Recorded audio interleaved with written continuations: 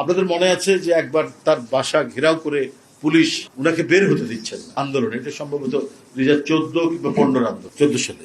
তো সেখানে উনি রাগ করে বলেছেন যে গোপালগঞ্জের নাম পাল্টে দিল। তো আমরা তখন অ্যারেস্ট হয়ে গেছি, জেলখানায় আছি। তো এই কথা যখন উনি বলেছেন, তো আমরা খুব খুশি যে ঠিক বলেছেন ম্যাডাম, ইয়ে বলেছেন। কিন্তু আমরা যখন জেল থেকে বেরিয়ে এসে দেখা হলো, তো ওনাকে আমরা খুব ইয়ে করছি, বলছি যে ম্যাডাম এই একটা শক্ত কথা আপনি বলেছেন ওই পুলিশ অফিসার, আমরা এত খুশি হয়েছি ম্যাডাম। তো উনি একটু চুপ করে বললেন, কিছু নীরব থেকে বলছে যে আমি বলেছি এটা ঠিক আছে, কিন্তু এটা আমার বলা ঠিক হয়নি।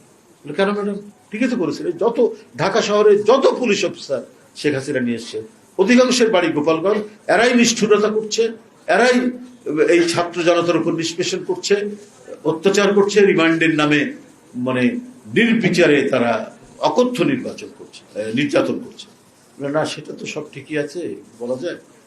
দেখো, গোপালগঞ্জ তো বাংলাদেশেরই একটা জেলার না। আমি একটু জাতীয় রাজনীতি করি, জাতীয় নেতা বলে তোমরা বলো, তো এইটা এইভাবে বলাটা আমার ঠিক হয়নি। এটা নিয়ে ভাবলাম পরে যে বাহ, কত গভীর ভাবে তুমি এটা দেখেছেন এবং বুঝেছেন এবং উপলব্ধি করেছেন যে এটা আমাদের মাথার মধ্যেও আসে। কারণ উনার কাছে যেমন রংপুর, উনার কাছে যেমন ফেনী, উনার কাছে যেমন বগুড়া, উনার কাছে যেমন সাতক্ষীরা, উনার কাছে যেমন চট্টগ্রাম, উনার কাছে তো গোপালগঞ্জও একটা জেলা।